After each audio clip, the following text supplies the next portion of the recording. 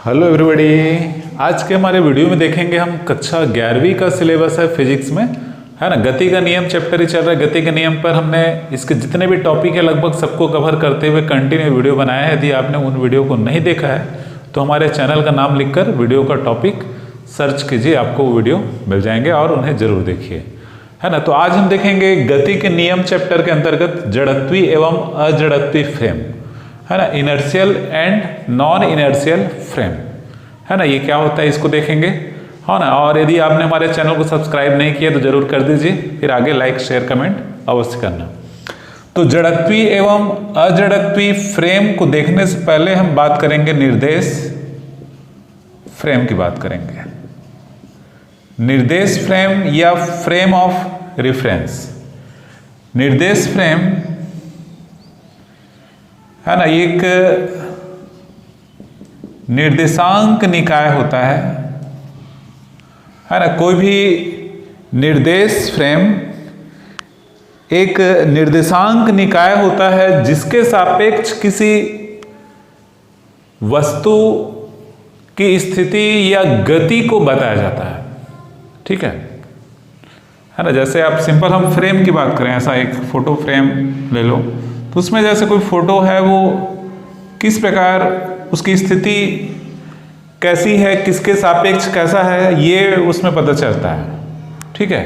इसका ये जैसे, है ना, इसको मूल बिंदु ले लिया जाए तो उसका हेड कहाँ पर है ना, बाकी उसका पोजीशन क्या क्या है वो बताता है ना। ये एक सिंपल फ्रेम की बात करते हैं, पर हम यहाँ पर निर्देश फ्रेम की बात करते हैं, फ्रेम ऑफ रेफरेंस की बात करते हैं। तो निर्देश फ्रेम निर्देशांकों का एक निकाय होता है जिसके सापेक्ष हम किसी वस्तु की गति का अध्ययन करते हैं या उसकी स्थिति का आकलन करते हैं।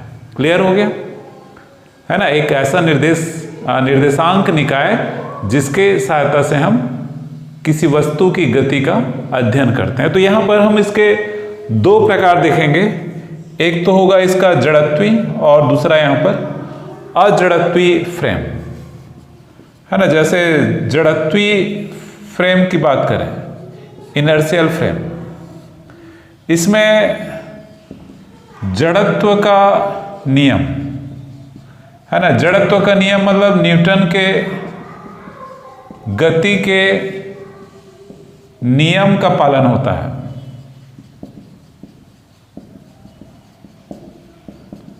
ना। जैसे नाम से स्पष्ट है, जड़त्वीय फ्रेम मतलब जिसमें जड़त्व के नियम का पालन होता है, या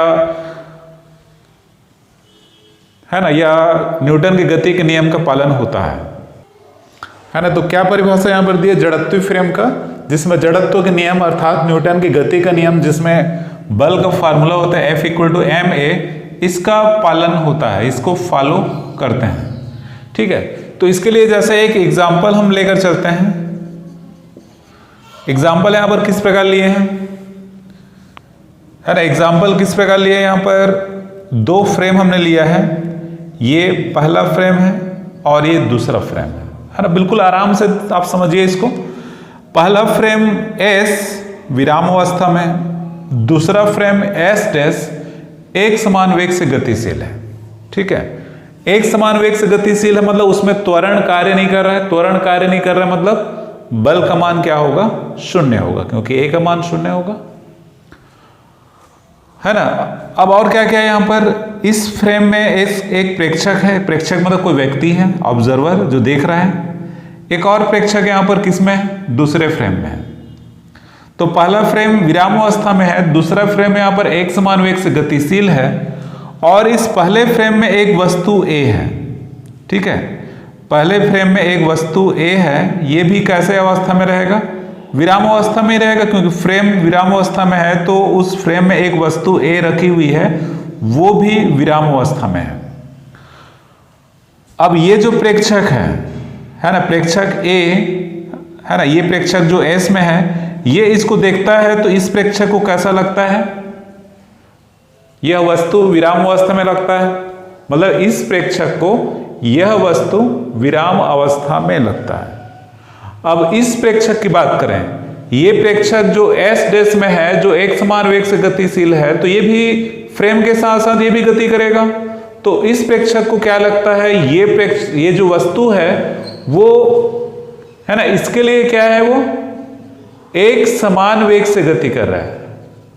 किस तरफ? उस तरफ, है ना। ये वैसा ही है जैसे मान लो ट्रेन एक समान वेग से गति कर रहा है ना। ट्रेन एक समान वेग से गति कर रहा है और ट्रेन के अंदर हम मान लो सफर कर रहे हैं, तो हमको ऐसा नहीं लगता कि हम गति कर रहे हैं, बल्कि बाहर कोई व्यक्ति खड़ा हुआ है या कोई पेड़ है या पहाड़ है, वो विपरीत दिशा में एक समान वेग से गति कर रहे हैं, ऐसा लगता है ना। ये आपको भी कई बार ऐसा लगा होगा।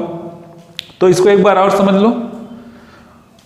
मतलब वस्तु यहां पर विराम अवस्था है, मतलब इस पर बल F का मान क्या है? 0, है ना। वस्तु विराम अवस्था में है फ्रेम S में, मतलब उस पर कोई बल कार्य नहीं कर रहा है, अर्थात F का मान क्या हुआ? 0। अब दूसरी स्थिति, फ्रेम S' एक समान वेग से गति कर रहा है, इसलिए उसके प्रेक्षक को वस्तु एक समान वेग से गतिशील दिखाई देता है। तो एक समान वेग से गतिशील दिखाई देता है, मतलब अभी भी इस पर त्वरण 0 है, अर्थात इसका बल जो लगेगा उसका मान भी क्या होगा? 0 होगा। मतलब हर स्थिति में यदि उस पर वो स्थिर अवस्था में है तो बल कार्य नहीं करता, सिंपल सी बात है, ये न्यूटन का नियम है। वो एक समान वेग से गतिशील प्रतीत हो रहा है तो वहां पर भी उस पर बल कार्य नहीं कर रहा है। तो हर स्थिति में यहां पर बल का मान 0 है, मतलब न्यूटन की गति का नियम लग रहा है, क्योंकि त्वरण नहीं है तो बल भी 0 होगा। तो ये यहां पर कहलाएगा जड़त्वीय फ्रेम, जिसमें न्यूटन के गति के नियम F = ma का पालन होता है। दूसरा हम देखेंगे अजड़त्वीय फ्रेम। यहां पर भी हम 2 फ्रेम लेंगे, S और S', है ना। इसकी परिभाषा पर देख लेते हैं। अजड़त्वीय मतलब न्यूटन के नियम का पालन नहीं होता है ना। F = ma का पालन नहीं होता है।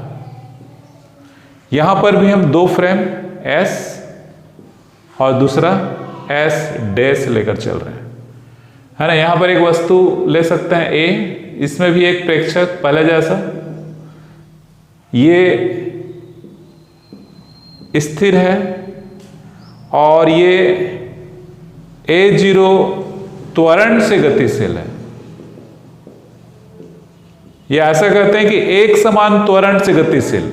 ये एक समान वेग था, एक समान वेग में त्वरण नहीं रहता है, यहां पर एक समान त्वरण से गतिशील है, ठीक है। मतलब एक समान त्वरण से गतिशील होना मतलब उसका वेग लगातार बहुत तेजी से बढ़ता है या बहुत तेजी से कम हो सकता है, ठीक है। यहां भी एक प्रेक्षक लेते हैं ऐसा, ठीक है। अब यहां पर इस व्यक्ति को, है ना, इस व्यक्ति या इस प्रेक्षक को, क्योंकि फ्रेम S स्थिर है, वस्तु भी स्थिर है, तो इस पर बल का मान क्या होगा? 0 होगा। और जो फ्रेम S' है वो A0 त्वरण से इस तरफ जा रहा है, तो इस व्यक्ति को ऐसा लगेगा जैसे इस वस्तु पर, है ना, वस्तु A पर वस्तु किस तरफ जा रहा है? इस तरफ जा रहा है। किस त्वरण से? -A0 त्वरण से, ठीक है ना। यहां पर ये जिस वेग से इधर जा रहा था, इस वेग से उसको इस तरफ जाता हुआ दिखाई दे रहा था, तो वेग समान होने के कारण से इसका वेग भी समान था, तो त्वरण नहीं था, तो बल 0 था। पर यहां पर इसमें त्वरण कार्य कर रहा है, इसका त्वरण A0 है, तो इस पर इस तरफ विपरीत दिशा में त्वरण, मतलब इस प्रेक्षक को ये विपरीत दिशा में जाता प्रतीत होगा। तो वस्तु पर बल यदि इसका द्रव्यमान m है तो ये हो जाएगा -m/A0, परिभाषा से या फार्मूला से कि बल बराबर द्रव्यमान गुणित क्या होता है? त्वरण।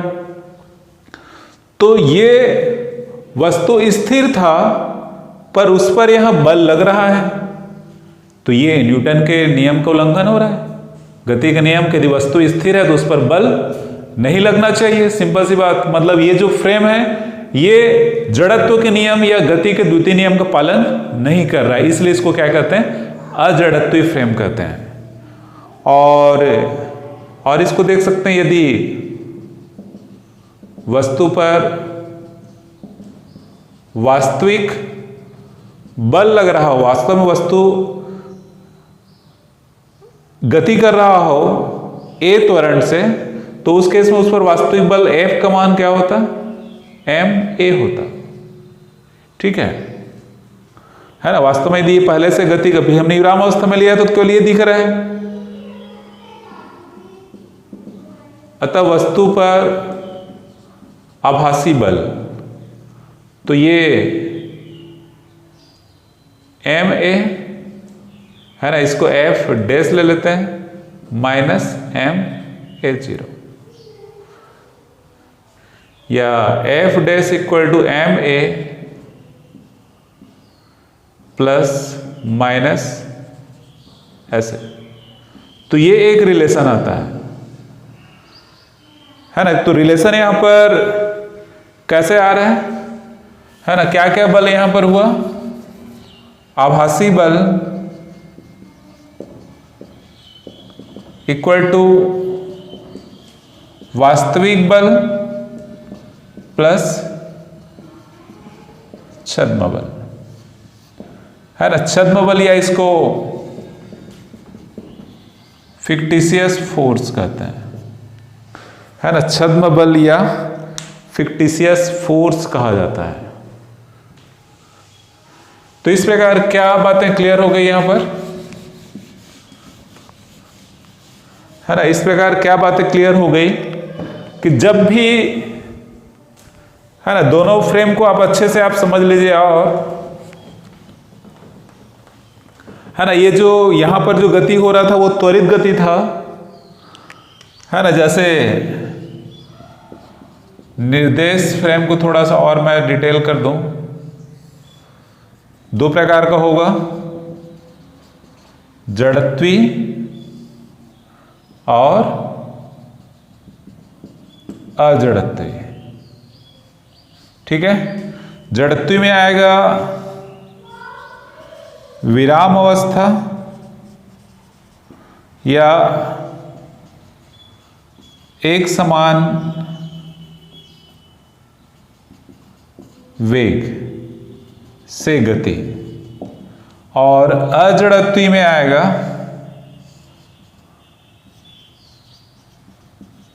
एक समान त्वरण से गति या एक समान कोणीय वेग से घूर्णी गति। ठीक है, घूर्णी गति मतलब अपने अक्ष पर ऐसे ऐसे घूम रहा है एक समान वेग से, तो वो फ्रेम भी क्या होगा? अजड़त्वी होगा। ठीक है, मतलब ये शॉर्ट में आप समझ सकते हैं। निर्देश फ्रेम की परिभाषा में दिया, जड़त्वी और अजड़त्वी निर्देश फ्रेम क्या होता है ये भी आपने देखा। तो जड़त्वी निर्देश फ्रेम के अंतर्गत विरामावस्था में कोई वस्तु है या कोई फ्रेम विरामावस्था में है या कोई फ्रेम एक समान वेग से गति कर रहा है तो वो इसके अंतर्गत आएंगे। जबकि अजड़त्वी निर्देश फ्रेम है तो कोई फ्रेम यदि एक समान त्वरण से गति कर रहा है या एक समान कोणीय वेग से घूर्णी गति कर रहा है तो उस केस में वो अजड़त्वी निर्देश फ्रेम के अंतर्गत आएंगे। इसका एक उदाहरण और भी हम देख सकते हैं कि जैसे कभी कभी, है ना, ये जो छद्म बल की बात कर रहे हैं यहाँ पर, ये वाला जो बल है माइनस ma0, ये छद्म बल या फिक्टिशियस फोर्स है। ये वास्तव में किसी वस्तु पर लगता नहीं है, पर त्वरित गति या घूर्णी गति के कारण लगता हुआ प्रतीत होता है। ठीक है ना। छद्म बल किसी वस्तु में वास्तव पर नहीं लगता है, पर वो घूर्णी गति या त्वरित गति के कारण लगता हुआ प्रतीत होता है। जैसे एग्जाम्पल हम लेते हैं कि जैसे कुछ लोग या हम कभी कार में यात्रा कर रहे हैं, सफर कर रहे हैं, कार में बैठे हुए हैं, कोई चला रहा है, कुछ लोग पीछे बैठे हुए हैं, आगे बैठे हुए हैं। तो क्या होता है जब टर्निंग आता है, मोड़ आता है तो हम ऐसे सीधा बैठे हुए हैं, ऐसे इसको मोड़ना है। ठीक है, हम सीधा बैठे हुए हैं, बातचीत करते हुए जा रहे हैं, ऐसे इसको टर्निंग होना है। तो जब टर्निंग में आते हैं तो हमारा शरीर है वो टर्निंग से दूर, है ना, टर्निंग के केंद्र से दूर ऐसे हो जाता है, या थोड़ा ज़्यादा स्पीड से चल रही हो कार तो हम कार के दरवाजे से या दीवार से ऐसे टकराने लगते हैं, या कोई हमारे बाजू में बैठा वो हमारे ऊपर आ जाता है या हमारे तरफ आने लगता है। हमको ऐसा लगता है कि हमको कोई दबा रहा है या हमको कोई धकेल रहा है। तो ये है छद्म बल या फिक्टिशियस फोर्स जो कार के वहां पर घूमने या उसके त्वरित होने के कारण उसमें उत्पन्न होता है। ठीक है, तो इस वीडियो में इतना ही है ना। उम्मीद करते हैं कि आपको जड़त्वीय और अजड़त्वीय निर्देश फ्रेम समझ में आ गया होगा, है ना। और यदि आपने हमारे चैनल को अच्छा लगा तो हमारा चैनल, यदि आपको वीडियो अच्छा लगा तो लाइक शेयर कमेंट अवश्य करना। Thanks for watching.